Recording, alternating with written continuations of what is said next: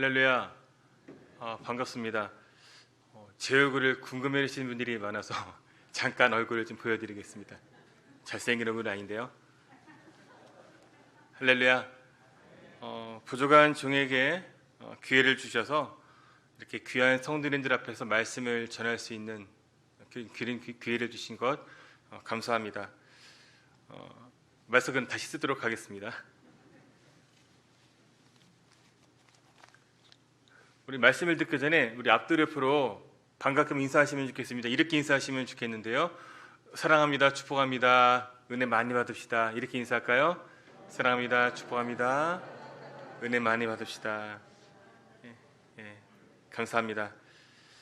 저는 고등학교 2학년 제 생일에 정식으로 교회를 처음 나가게 되었습니다.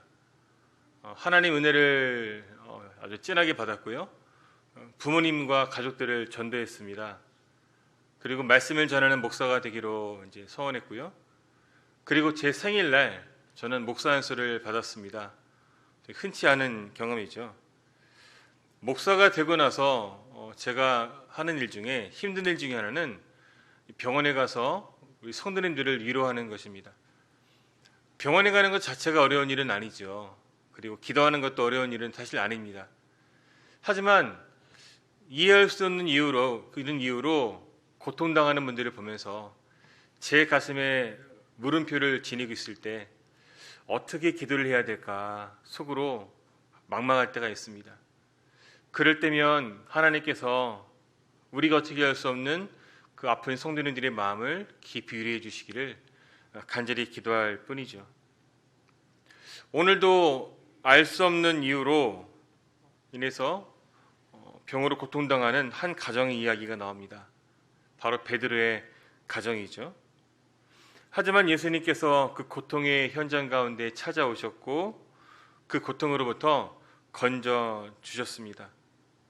이제 그 본문의 내용을 하나하나 살피면서 본문을 통해 말씀하시는 하나님의 뜻을 듣고 또 마음에 새기는 시간을 갖도록 하겠습니다. 먼저는 병으로 인해서 고통당하는 현장이 있었다는 것입니다. 14절은 말합니다. 예수께서 베드로의 집에 들어가사 그의 장모가 열병으로 앓아 누운 것을 보시고, 베드로의 장모가 열병으로 앓아 누워 있었습니다.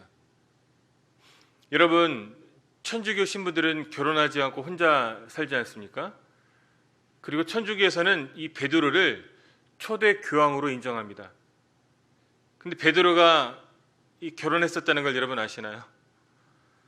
가족 관계는 잘 모르겠지만 베드로는 결혼을 했고 당연히 장모님도 있었습니다. 아무튼 그때나 지금이나 아픈 사람들은 어디에나 있습니다.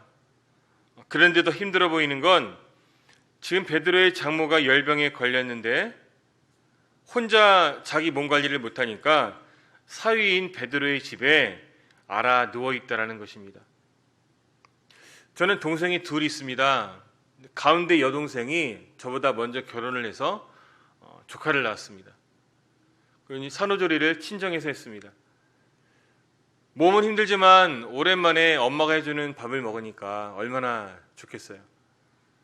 한 달 반쯤 지나고 이러는 거죠. 엄마, 나 조금만 더 있으면 안 돼? 그랬더니 저희 어머니 하시는 말씀이 안 돼. 힘들어, 빨리 가. 여동생이 하나밖에 없는 딸인데 많이 서운해하잖아요. 그래서 제가 어머니한테 살짝 물어봤어요. 아니, 엄마 왜 어머니도 왜 그러세요? 그랬더니 어머니는 또 나름대로 이유가 있었던 거죠. 여러분, 집에 누구 있습니까? 아버지는 일찍 돌아가셔서 안 계시니까 어머니가 계시고요. 또 누가 있습니까? 갓 태어난 조카가 있고요. 우리 동생 애기 엄마가 있고 한 사람 더 있습니다. 누가 있을까요? 맞습니다. 사위가 있습니다. 혼자 편하게 지내시다가 이거 한 달 반 동안 사위랑 같이 지내려니 많이 답답하고 힘드셨던 거죠. 그래서 사위는 백년 손님이라는 말이 그냥 나오는 말은 아닌 것 같습니다. 그런데 자기가 아파서 딸네 집에 와서 신세를 지는 이 베드로의 장모 이 사연이라는 게 몸도 힘들지만 마음은 얼마나 불편하겠습니까? 아무튼 병으로 인해서 고통당하는 현실, 여기에는 빈부격차, 남녀노소가 따로 없습니다. 베드로가 그렇게 열심히 예수님을 따라다녔지만 사랑하는 자기 가족이 병으로 고통당하는 것을 막을 수는 없었습니다. 고통은 이렇듯 베드로처럼 예수를 잘 믿는 그런 사람들의 가정에도 찾아옵니다.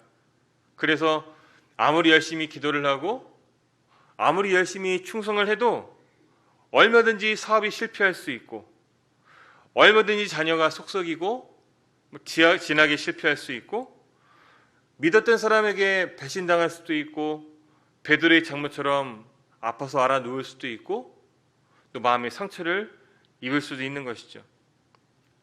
특히나 병 뒤에 있는 이 죽음에 대한 공포는 인간이라면 누구나 갖고 있는 그런 본능 아니겠습니까? 어릴 때 제가 장례식을 본 다음에 이런 공포가 있었습니다. 내가 죽어서 땅에 묻히면 개미가 내 막 눈으로 들어가고 입으로 나오고 그러는 것 같아서 되게 무서워했던 그런 기억이 있습니다. 나이가 들고 또 목사가 되고 나서는 장례식에 참 많이 참여합니다. 참여할 때마다 가진 많은 사연들이 있지만 볼 때마다 어쩔 수 없는 인간의 연약함들을 발견하게 되곤 합니다. 더군다나 이 당시는 2000년 전입니다. 우리나라로 치면 고구려를 세운 주몽이 말을 타고 다니면서 활을 쏘던 그런 시대입니다. 당연히 의학이 발달되어 있을 리가 없지요. 병이 나면 이게 감기인지 열병인지 뭔지 모르고 그냥 누워있다가 일어나면 같이 사는 것이고 죽으면 무덤에 갖다 버립니다. 그렇게 사람들의 평균 수명이 40살이 채 되지 않았다고 합니다. 중요한 것은 병으로 인해 고통당하는 그 무기력한 삶의 현장에 예수님께서 찾아오셨다는 것이죠. 제가 그림 하나 보여드리는데요. 여러분 이 그림을 이미지를 보시면서 마음에 좀 담아두셨으면 좋겠습니다. 지금 옆에 베드로가 보이고 아내가 있고 누워있는 장모님이 있죠. 그리고 예수님이 그 여인을 위해서 손을 내밀고 있습니다. 오늘 이 장면을 잘 보시면 좋겠는데요. 오늘 우리는 본문에서 세 가지 동사에 주목해야 됩니다. 첫 번째 동사는 들어가사입니다. 14절에 보실까요? 예수께서 베드로의 집에 들어가사. 예수님이 베드로의 집에 들어가셨습니다.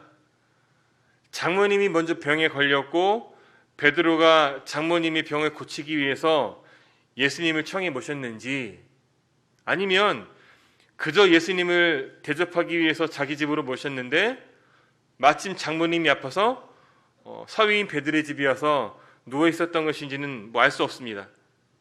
하지만 병으로 누워 아파하는 그 고통 현장에 예수님께서 찾아오셨습니다.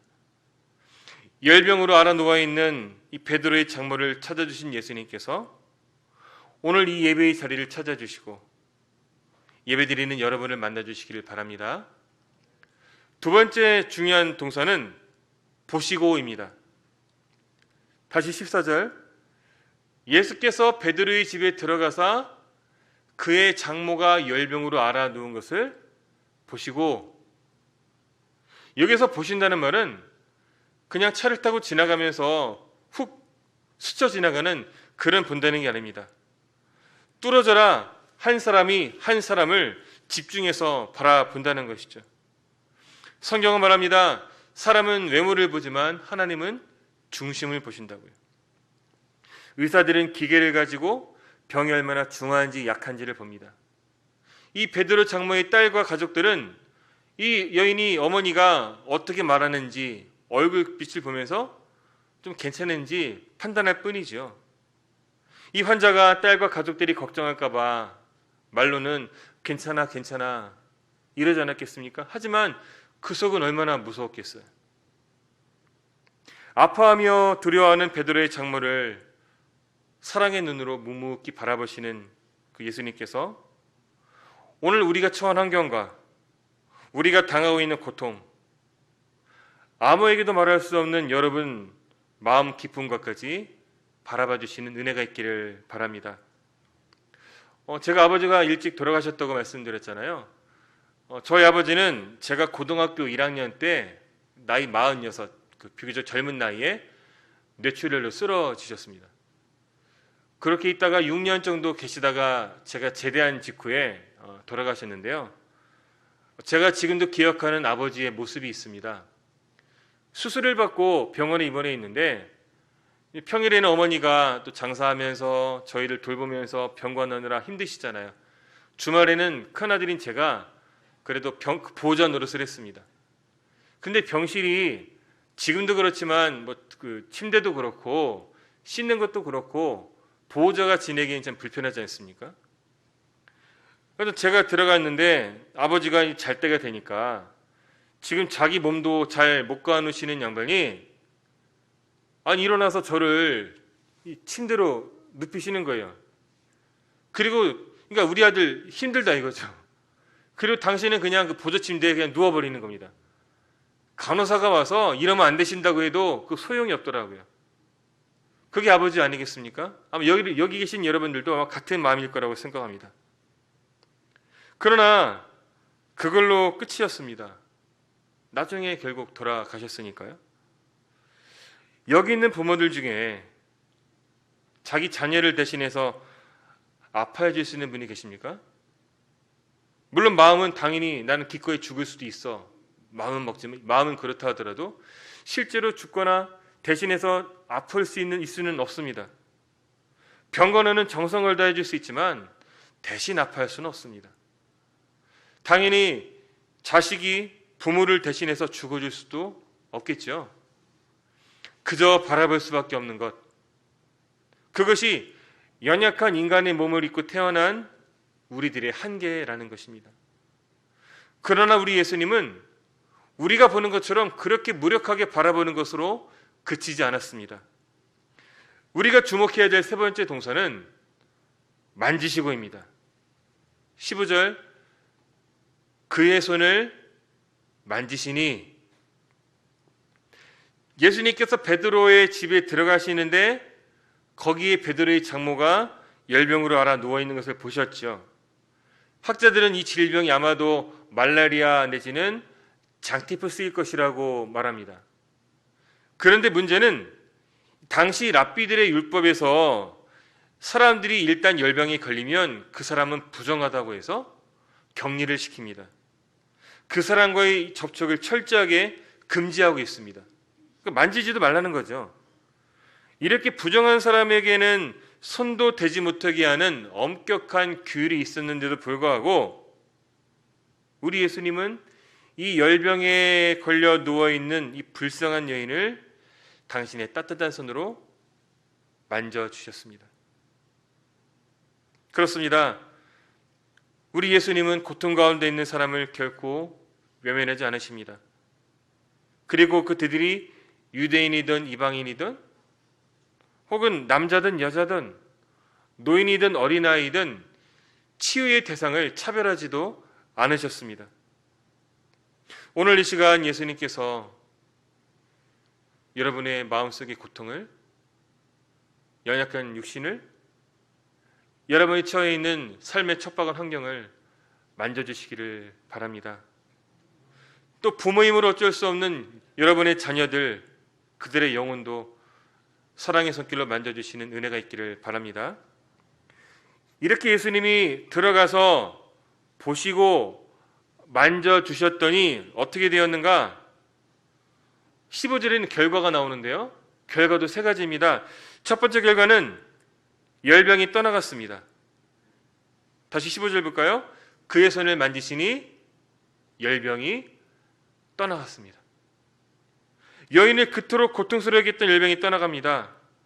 혼자 몸도 제대로 가누지 못해서 딸네 집에 얹혀서 누워있게 만들었던 열병이 거짓말같이 떠나갔습니다. 문제가 해결된 것이죠.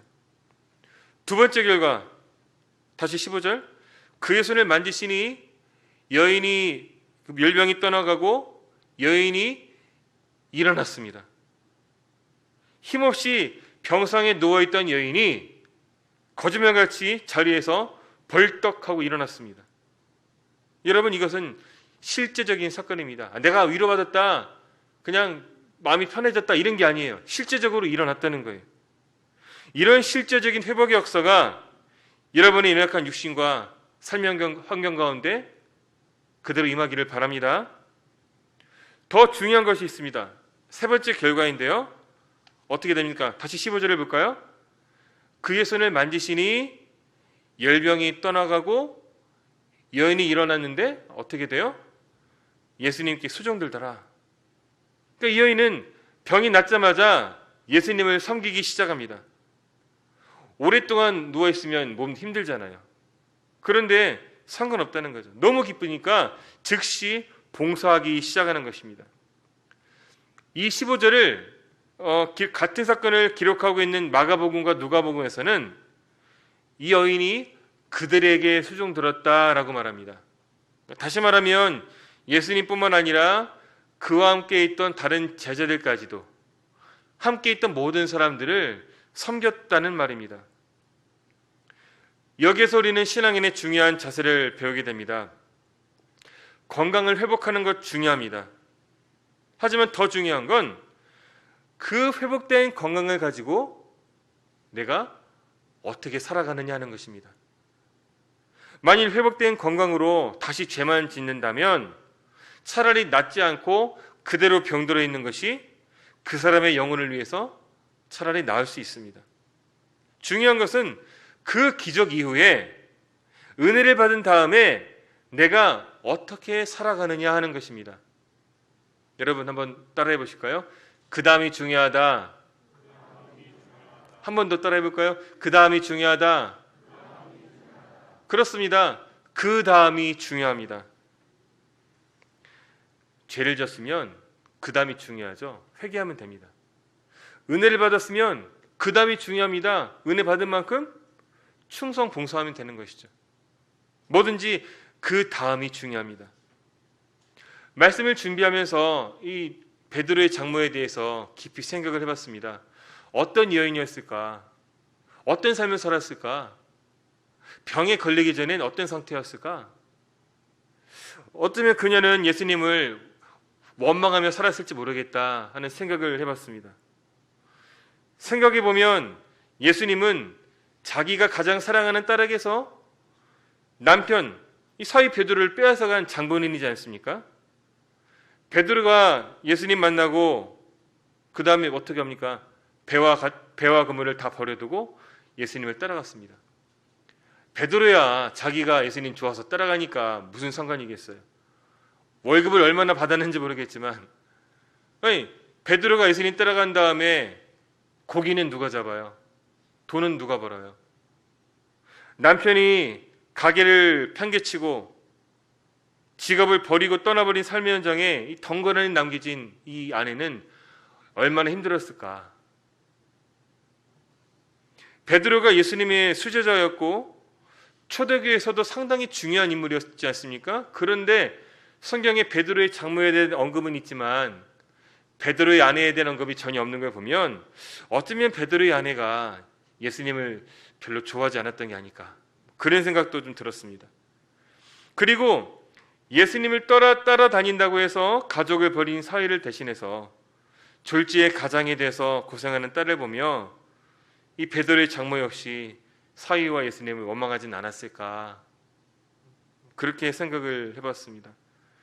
그런데 자기가 열병에 걸려서 딸네 집에 누워있는데 예수님이 자기를 찾아주시고 바라봐주시고 만져주셨을 때 예수님은 더 이상 사위 베드로의 주님이 아니라 자기 자신의 주님이 된 것이죠.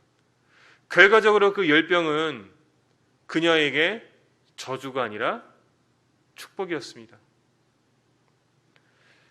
우리 이어서 16절 같이 읽어볼까요? 16절 말씀 시작.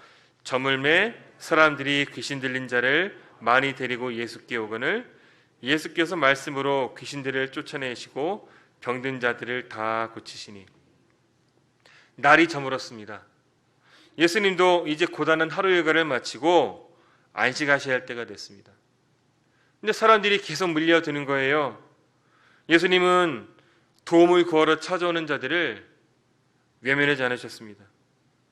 그분은 약하고 지친 영혼을 돕는 일에 자기의 즐거움으로 삼으셨죠. 그것은 17절 말씀대로 우리 연약함을 우리를 대신해서 짊어지셨기 때문입니다. 우리 17절 말씀도 같이 읽어볼까요? 시작. 이는 선지자 이사야를 통하여 하신 말씀에 우리 연약한 것을 친히 담당하시고 병을 짊어지셨도다 함을 이루려 하십니다. 오늘 본문의 핵심은 예수님의 모든 이적이 우리의 연약한 것을 친히 담당해 주셨다는 데 있습니다. 하나님의 사랑은 우리의 연약한 것을 친히 담당해 주시는 사랑이죠. 예수님은 우리의 연약함을 고쳐주실 뿐만 아니라 우리의 연약함을 친히 담당하시고 우리의 질병까지도 짊어지신 분이십니다. 그분은 우리의 모든 고통과 아픔, 걱정을 온몸으로 경험하셨습니다. 그분은 자기에게 나오는 백성들을 불쌍히 여기셨죠. 우리가 큰 병원에 가면 늘 아쉬운 게 있지 않습니까? 의사 선생님들이 좀 너무 겁주지 말고 좀 이렇게 친절하게 설명해 주면 좋겠는데 그런 아쉬움이 있잖아요. 예수님은 그런 일부 의사들처럼 무감각하게 치료하시는 분이 아니시죠. 예수님은 깊은 긍휼과 아파하는 마음을 가지시고 고통 가운데 있는 자들의 마음을 이해해 주시죠. 그리고 그들에게 찾아오셔서 만져주시고 치유의 역사를 베풀어 주십니다. 마태복음 11장 28절에서 예수님은 말씀하십니다. 수고하고 무거운 짐진 자들아 다 내게로 오라. 내가 너희를 쉬게 하리라. 육신의 연약함과 삶의 고통 때문에 그리고 사람들과의 관계에서 깊은 상처를 받아서 때로는 영적인 침체 때문에 우리가 어려워하고 있다면 예수님께서 모든 것들을 만져주시고 치료해 주시기를 우리는 기대해야 되는 것이죠. 그래서 주님의 날개 그늘 아래에서 안식을 누리고 회복되는 그런 은혜가 있기를 바랍니다. 이제 말씀을 좀 정리해 보려고 하는데요. 베드로의 장모가 많이 아팠습니다. 아주 많이 아팠죠. 한 사람이 아프면 온 가족들이 힘듭니다. 가족들도 너무나 힘들었습니다. 그러나 그 아픔을 통해 그들이 받은 복이 있습니다. 먼저는 예수님이 그들을 찾아주시고 바라봐주시고 만져주시는 이적, 그래서 병이 회복되는 놀라운 이적을 체험하게 되었습니다. 그리고 그 질병으로 인해서 사위와 장모 간에 그리고 이 가족 간에 당연히 사랑이 더 깊어지고 유대가 강화되었겠죠. 마지막으로 이 사건으로 인해서 베드로는 자기가 따르는 주님을 더욱 신뢰하게 되었을 것이고 오늘의 주인공 이 베드로의 장모는 이 사건을 통해서 예수님을 영접하고 예수님을 섬기고 봉사할 수 있는 특권을 가지게 되었더라. 우리는 지금 코로나 때문에 힘들어하고 있습니다. 병원에 가도 면회를 할 수가 없고 장례식장에 가도 변변히 예배를 드릴 수가 없습니다. 대면 예배를 드리지 못하고 사랑하는 사람들과 함께 대화도 나누지 못하고 당장 명절인데 가족들과 만남도 제한되지 않습니까? 사업도 어렵고 공부하는 것도 어렵고 모든 것이 한 번도 겪어보지 못한 이런 어려움들 겪으면서 여러분 얼마나 힘드세요? 혹시 지금 육신의 연약함이나 마음의 상처로 인해서 베드로의 장모처럼 힘없이 누워 계시진 않습니까? 내 힘으로 어쩔 수 없는 환경과 상황 때문에 더 이상 앞으로 나가지 못하고 맥없이 주저앉아 있지는 않습니까? 예수를 안 믿는 사람들도 인간지사 세옹지마라는 말을 쓰잖아요. 우리가 너무 그렇게 있으면 안 되죠. 우리가 겪는 질병이나 고통, 환난은 절대로 저주도 아니고 재앙도 아닙니다. 여러분 절대 그렇게 생각하시면 안 돼요. 주님만 모셔드리면 그러기만 하면 찬송가 370장 가사처럼 전날의 한숨이 변해서 우리 입술은 노래로 가득 차게 될 것입니다. 여러분의 마음은 감사로 가득 차게 될 줄 믿습니다. 그러려면 중요한 조건이 있습니다. 베드로가 그랬던 것처럼 예수님을 아픔과 고통이 있는 자기 집, 눈물과 한숨이 있는 자기의 삶 현장으로 모시고 와야 되는 것이죠. 어떻게 이게 가능할까요? 내가 있는 그 자리에서 주님을 인식하고 우리는 기도를 통해서 주님을 모셔드릴 수 있습니다. 아무에게도 말하지 못하는 나의 아픔들, 어려움들, 집안의 사정과 교회의 상황과 어려운 것들을 주님께 맡겨드릴 때 주님은 베드로의 집에서 이 장모님을 고쳐주신 것처럼 우리의 모든 어려운 상황들을 고쳐주실 줄 믿습니다. 예수님께 우리 짐을 맡기고 우리 연약한 것을 친히 담당해 주시는 그 예수님께 낱낱이 아뢰고 그리함으로 주님의 만져주심을 여러분 기다리십시오. 그리고 주님의 만져주심을 기대하십시오. 하나님 여러분에게 가장 좋은 것을 가장 좋은 때에 주시리라 믿습니다. 그래서 예수님의 능력으로 인해서 고침받고 회복해서 여러분 삶 가운데 감사의 제목이 끊이지 않는 그런 축복, 그런 은혜가 함께 하시기를 주님 이름으로 축복합니다. 그래서 베드로의 장모가 그랬던 것처럼 주님을 섬기고 이웃을 섬기며 살아가는 하나님의 축복의 통로로 쓰임받은 여러분 되시기 바라고 그런 주님의 몸된 교회 서광교회가 되기를 주님 이름으로 축복합니다. 이제 다 함께 자리에서 일어나시겠습니다. 일어나셔서 여러분 가슴에 손을 얹고 우리 날 구원하신 주 감사, 우리 마음을 담아서 우리 마음에 감사가 넘치기 바랍니다.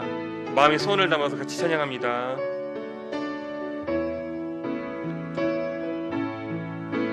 날 구원하신 주 감사, 모든 것 주심 감사, 지난 추억이 내 감사, 주내 곁에 계시는 향기로운 봄철의 감사, 외로운 가을 날 감사, 사라진 눈물도 감사, 나의 영혼 평안을 응답하신 기도 감사, 거절하신 것 감사, 헤쳐나온 풍랑 감사, 모든 것 채우시는 아픔과 기쁨도 감사, 절망 중 위로 감사, 측량 못하는 애 감사, 크신 사랑 감사해, 길가에 장미꽃 감사, 장미꽃 가시 감사, 따스한 가정 희망 주신 것 감사, 기쁨과 슬픔도 감사, 하늘 평안을 감사, 내일의 희망을 감사, 영원토록 감사해. 할렐루야. 비록 아프고 힘든 상황이 있을지라도 주님이 여러분과 함께 계심으로 이 감사 제목들이 여러분 삶 가운데 가득 넘치게 되기를 주님 이름으로 축복합니다. 이제 마음을 모아 결단하는 기도를 주님께 올려드리겠습니다. 삶의 고통 가운데서도 낙심하지 말게 하시고 소망을 가지고 들어가서 바라봐 주시고 만져주시는 주님의 역사를 기다리게 하옵소서. 눈물이 변하여 노래가 되는 회복의 역사가 우리 삶 가운데 마침내 나타나게 하옵소서. 어려운 사람들의 눈물을 닦아주고 그들을 주님께로 인도하는 축복의 통로로 쓰임받게 하옵소서. 우리 주님을 찾고 우리 간절히 기도하겠습니다. 주여, 아버지 하나님, 주님의 사랑과 은혜를 감사합니다. 베드로의 장모가 알 수 없는 이유로 병에 걸려 언제 죽을지 모르는 고통 가운데 자기 몸도 가르지 못하여서 딸네 집에 신세를 지며 누워있게 되었습니다. 그 불안하고 슬프고 힘든 그런 삶의 가정 가운데 예수님께서 찾아오셨고 예수님께서 그녀를 만나주셨고 바라봐 주셨고 만져주심으로 그 병에서 회복되는 것을 봅니다. 예수님, 그 주님의 은혜가 오늘 우리들에게 있기 바랍니다. 우리들의 척박한 삶의 환경 가운데, 우리들이 연약한 육신 가운데 아무에게도 말하지 못하는 우리의 삶의 모든 아픔은 주님께서 바라봐 주시고 만져주심으로 회복되는 은혜가 있기를 간절히 바라옵나이다. 우리가 끝끝 낙심하지 않게 하시고 주님이 만져주심을 기대하며 기다리며 소망을 가지고 살아갈 수 있도록 도와주시기를 간절히 바라옵나이다. 주의 백성들이 간절한 기도를 기억하여 주시고 그들의 마음의 손을 기억하여 주시고 아버지 하나님께서 가장 좋은 때에 가장 좋은 곳으로 들어주시는 하나님의 은혜를 맛볼 수 있도록 역사해 주시기를 간절히 바라옵나이다. 주님의 몸된 교회를 기억하여 주시어서 아버지 하나님께서 지난 시간 등 하나님께서 눈물을 닦아주시고 아버지 감사와 찬송이 울려 퍼지는 아름다운 교회에 기도의 소리가 끊이지 않는 놀라운 일이 이 교회 안에 펼쳐질 수 있도록 주님께서 도와주시길 바라오니 주여 함께해 주시고 주의 백성들을 주의 자녀들을 기억하여 주시고 지켜주옵소서. 하나님 아버지, 주님의 은혜를 감사합니다. 부족한 종에게 말씀 전할 기회를 주셔서 주님 사랑하시는 서강교회 성도님들 앞에 말씀을 전했습니다. 이 말씀이 살아 역사하여 성도들의 삶 가운데 열매로 나타나게 하옵소서. 주님의 백성들이 고통으로 가득 찬 이 세상을 살아갈 때 낙심하지 않게 하시고 평안을 주시며 주님께서 찾아주시고 바라봐 주시고 만져주시는 회복의 은혜를 맛보게 하옵소서. 또 주님의 문된 교회 담임 목사 청빙 과정 가운데도 함께 하사 그동안 수고한 장로님들과 교육자들을 온 성도들을 위로해 주시고 양떼들을 깊이 사랑하고 또 사랑하는 좋은 목사님 만나게 하셔서 주님의 소중한 백성들이 위로받게 하시고 교회가 다시 한번 부흥할 수 있도록 은혜 베풀어 주시옵소서. 하나님, 이 시간 우리의 마음을 드리고 시간을 드리고 예물을 정성껏 올려드립니다. 기쁘게 받아 주옵소서. 우리의 정성이 영혼을 살리고 사람을 세우는 일에 바르게 쓰여지게 하시고 주님께 정성을 올려드리는 손길들 위해 축복해 주옵소서. 그리고 마음은 간절하지만 물질이 없어서 드리지 못하는 성도들의 마음도 기쁘게 받아주시길 바랍니다. 그리하여 그들이 하나님께 마음껏 드릴 수 있도록 복을 허락해 주옵소서. 더불어 기도합니다. 병중에 놓여 있는 환우들과 돌보는 가족들을 위로하시고 그들을 찾아주시고 만져주셔서 회복의 은혜가 있기를 바랍니다. 그리고 서강교회 주일학교 아이들과 청년들을 지켜주시고 성도들의 자녀들을 보호하사 부모님과 교사들의 간절한 기도가 자녀들의 삶 가운데 온전히 이루어지게 하시고 그 간절한 기도 제목들이 한마디도 땅에 떨어지지 않고 가장 좋은 때에 가장 좋은 곳으로 응답되는 놀라운 축복을 목도하게 없어서 이번 한 주간 사랑하시는 주님의 백성들을 온 맡겨드리오니 그들의 삶을 지켜주시고 마음을 지켜주옵소서. 우리를 사랑하시는 예수님 이름으로 기도합나이다. 아멘.